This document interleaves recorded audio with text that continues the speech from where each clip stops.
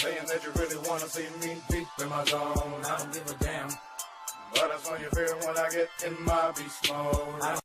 Hey, what's up, y'all? It's Cold Odyssey here. They have a review for Blood and Wine on IGN. I'm doing a reaction to it. Honestly, I'm gonna give you my opinion on IGN first. I think they've really gone downhill in the last few years. I've been subscribed to them for a long time. I just don't like what they're bringing out anymore, to like reviews, to content, to even their shows like Up at Noon. To I'm not a big fan of what's going on. I'm always still subscribed, probably because of their news. Like, the news is probably the only good thing. They give good updates and stuff like that. So without further ado, let me just say,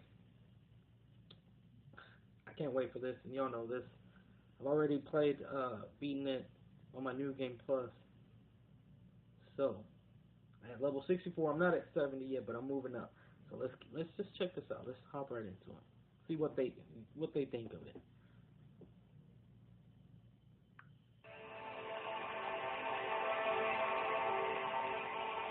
The world of The Witcher 3 is a beautiful place, but up until now we've generally seen it smothered under a blanket of despair. The Blood and Wine expansion marks a welcome shift from that.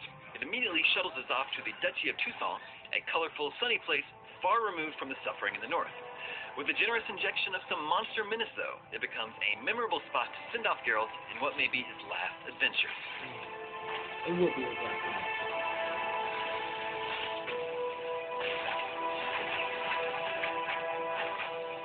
Most of this roughly 25-hour expansion strength comes from the way it makes a clean break with the rest of The Witcher 3, shuttling us far from the corpse piles of Velen and the grey gloom of Skellige mere moments after accepting the relevant quest from a message board. There's no war here in Toussaint. The people are happier and the interaction's more playful. It's a smart shift, as it evades any guilt that Geralt should be busying himself with the bigger issues of the region. That frees you up to enjoy the strong cast of characters.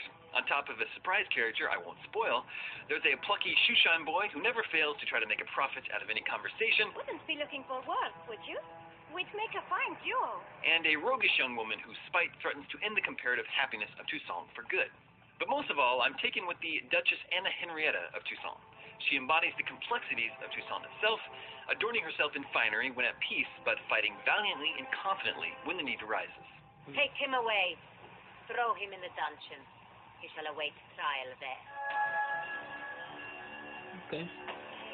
A little unexpectedly for this land of sun and wine-swinging fun, though, this is chiefly a strange and fascinating tale about vampires.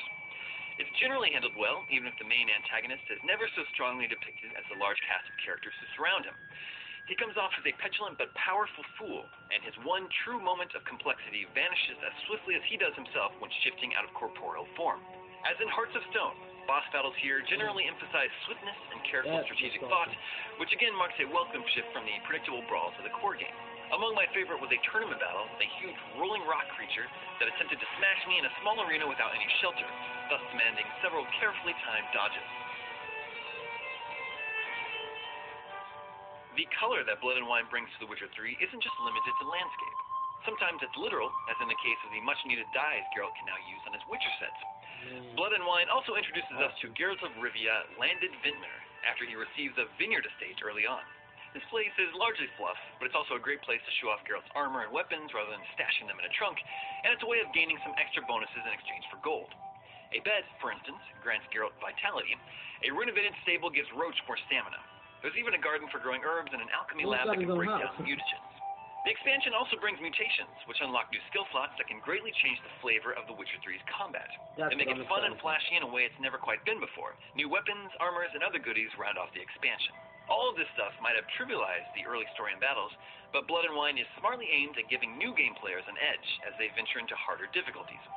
As such, you can't even jump into the content until around level 35. New Game Plus, what?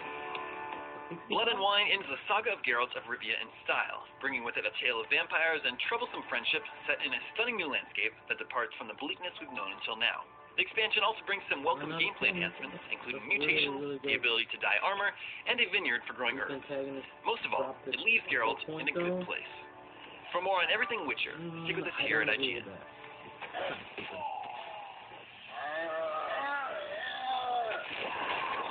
This system is so flawed, it's crazy.